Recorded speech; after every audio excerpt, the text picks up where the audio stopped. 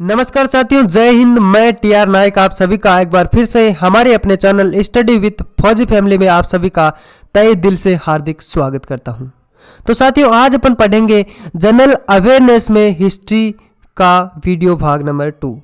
तो चलिए स्टार्ट करते हैं आज की इस चैप्टर का पहला प्रश्न। यह आपकी स्क्रीन पे प्रश्न यह है कि सिंधु घाटी की सभ्यता के जो लोग थे वो किस देवता की पूजा करते थे। साथियों, इस प्रश्न का राइट आंसर आपको इन दिए गए 4 जो ऑप्शन है उसमें से चुन के बताना होगा। पहला ऑप्शन है विष्णु और दूसरा ऑप्शन है ब्रह्मा की पूजा या फिर इंद्र या पशुपति।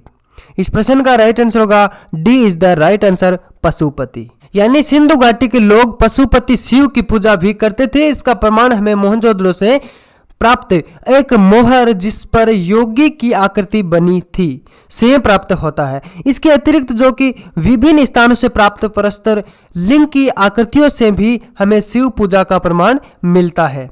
इसके अतिरिक्त सिंधु सभ्यता के लोग मातर देवी की मूर्तियों की भी पूजा करते थे। अगला प्रश्न देखते हैं साथियों, यह आपकी स्क्रीन पे प्रश्न यह है कि विशाल स्नानागार यानी ग्रेट ब्रॉथ कहाँ मिला था। इस प्रश्न का राइट आंसर आपको इन दिए गए 4 ऑप्शन में से चुनकर बताना होगा। पहला ऑप्शन है लोथल और दूसरा ऑप्शन है चनुद्रो हड़प्पा, लास्ट ऑप्शन है मोहनजोदड़ो। इस प्रश्न का राइट आंसर होगा D is the right answer, Mohenjodaro. यानी 11.88 मीटर लंबा और 701 मीटर चौड़ा तथा 2.43 मीटर गहरा विशाल स्नानागार जो मोहनजोदड़ो में मिला था। यह विशाल स्नानागार धर्मानुष्ठान संबंधी स्नान के लिए था और मार्शल ने इसे जो कि तत्कालीन विश्व का एक आश्चर्यजनक निर्माण कहा था। साथियों, आशा करता हूं यह प्रश्न आपको समझ में आया होगा। देखते हैं अगला प्रश्न, यह रहा आपकी स्क्रीन पे। प्रश्न यह है कि सिंधु घाटी सभ्यता की लिपि कौन सी थी। इस प्रश्न का राइट आंसर आपको इन दिए गए 4 ऑप्शन में से चुन के बताना होगा। ब्राह्मी या तमिल या खरोष्टी या फिर अज्ञात। इस प्रश्न का राइट आंसर होगा ऑप्शन डी, अज्ञात। यानी सिंधु घाटी सभ्यता की लिपि का वाचन अभी नहीं हो सका है और उनकी लिपि 400 से अधिक अक्षर या फिर चित्र पर आधारित चित्राकार प्रकार की है।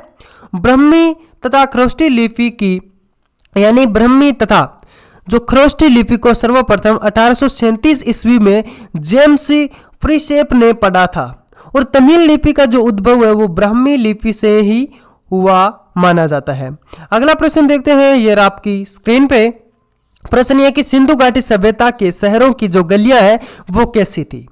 पहला ऑप्शन है चौड़ी और सीधी और बी ऑप्शन है तंग और मेली, सी में है फिसलन वाली और लास्ट ऑप्शन है तंग और टेढ़ी। साथियों, इस प्रश्न का राइट आंसर होगा A option will be the right answer, यानी चौड़ी और सीधी। सिंधु घाटी सभ्यता के जो शहरों में गलियां थी वो एक दूसरे को समकोण पर काटती थी, यानी ऑक्सफोर्ड प्रणाली थी। ये सड़कें जो प्राय चौड़ी हुआ करती थी तथा इनके दोनों किनारों पे पक्की नालियां बनाई जाती थी जिन्हें क्या है कि बड़ी ईंटों अथवा यानी बड़ी ईंटों या फिर पत्थरों के टुकड़ों से ढका हुआ था।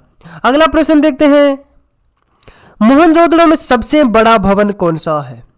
पहला ऑप्शन विशाल स्नानागार, दूसरा ऑप्शन धान्यागार, सी में है 6 स्तंभ हॉल और लास्ट ऑप्शन है 2 मंजिला मकान। इस प्रश्न का राइट आंसर का साथियों B is the right answer, धान्यागार। यानी सिंधु घाटी सभ्यता के जो प्रमुख स्थल मोहनजोदड़ो से प्राप्त 2 प्रमुख स्थापत्यों में विशालतम जो धान्यागार था जिसकी लंबाई 150 फीट तथा चौड़ाई है जो कि 50 फीट थी, और दूसरा विशाल स्थापत्य जो विशाल स्नानागार था जिसकी लंबाई 39 फीट चौड़ाई और चौड़ाई है जिसकी 23 फीट तथा ऊंचाई है उसकी 8 फीट थी। अगला प्रश्न देखते हैं, यह आपकी स्क्रीन पे देवी माता की जो पूजा है वो किसके साथ संबंधित थी। साथियों, बताइए इस प्रश्न का राइट आंसर क्या होगा कि देवी माता की जो पूजा है वो किसके साथ संबंधित थी।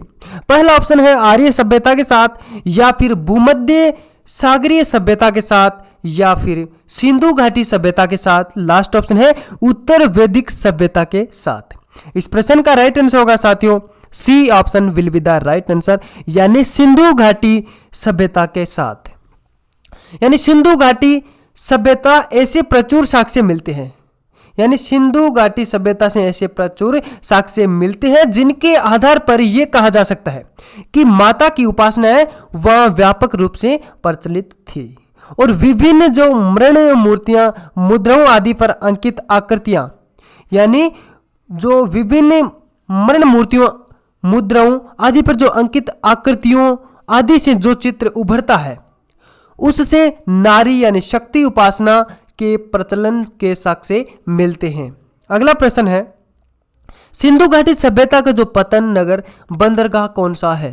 पहला ऑप्शन है कालीबंगन, बी में है लोथल, सी में रोपड़ और लास्ट ऑप्शन है मोहनजोदड़ो। साथ ही इस प्रश्न का राइट आंसर होगा ऑप्शन सी रोपड़।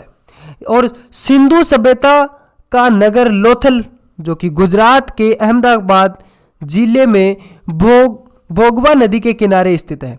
यह इस सभ्यता का एकमात्र ऐसा स्थल है जहां से पतन या बंदरगाह के साक्ष्य मिले थे। अगला प्रश्न देखते हैं, यह रहा आपकी स्क्रीन पे कि सिंधु घाटी सभ्यता के संदर्भ में निम्नलिखित कथनों पर विचार कीजिए। पहला कथन है, यह प्रमुखतः लौकिक सभ्यता थी तथा उसमें धार्मिक तत्व यद्यपि उपस्थित था, वर्चस्वशाली नहीं था। दूसरा कथन है, उस काल में भारत में कपास से वस्त्र बनाए जाते थे।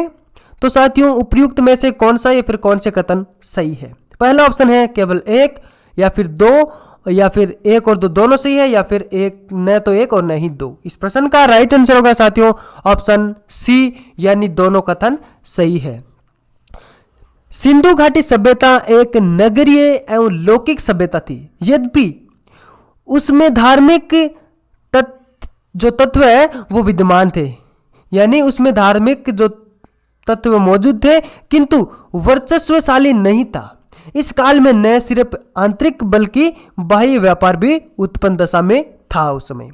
इस काल में सूती वस्त्र बनाए जाते थे, यानी इसलिए हमारा दोनों कथन है वो राइट है, जिसके प्रमाण हमें मोहनजोदड़ो से मिले थे।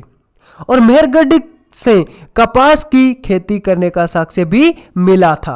अगला प्रश्न देखते हैं, यह रहा आपकी स्क्रीन पे कि सिंधु घाटी सभ्यता को आर्यों से पूर्व की रखे जाने का महत्वपूर्ण कारक क्या है? लिपि, और बी ऑप्शन है नगर नियोजन, सी में तांबा और डी ऑप्शन है मृद भांडे। इस प्रश्न का राइट आंसर है ऑप्शन डी मृद भांडे, यानी लाल मृद भांड पर चित्रित कृष्ण वर्ण आकृतियां सिंधु घाटी सभ्यता तथा दूसर एवं चित्रित दूसर मृद भांड आर्यों से संबंधित माने गए हैं। और सिंधु घाटी सभ्यता का नवजीवन जो आर्यों के नवजीवन से अधिक विकसित था, और मृद भांडों की जो संरचना ही सिंधु घाटी सभ्यता तथा आर्यों के काल का विभेद करती थी।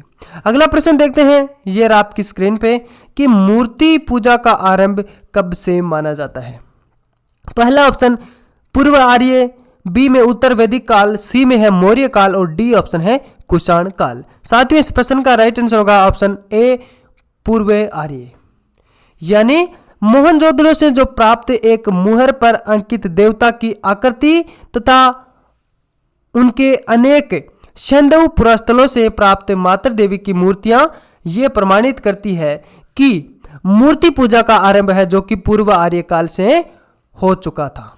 अगला प्रश्न देखते हैं, चनोदड़ो के उत्खनन का जो निर्देशन वो किसने किया था? पहला ऑप्शन है जे.एच. मेके ने, बी में है सर जॉन मार्शल ने, सी में है आई.ई.एम. व्हीलर ने और डी ऑप्शन है सर ऑरेल स्टर्न ने।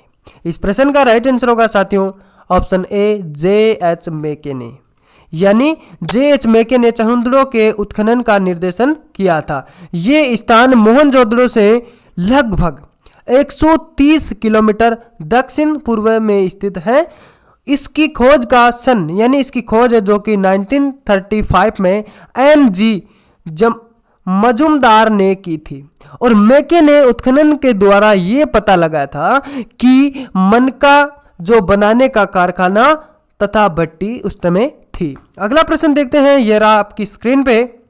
प्रश्न इस प्रकार है कि रंगपुर जहां हड़प्पा की समकालीन सभ्यता थी, ये कहां पर थी? इस प्रश्न का राइट आंसर साथियों आपको इन दिए गए 4 ऑप्शन में से चुन के बताना होगा।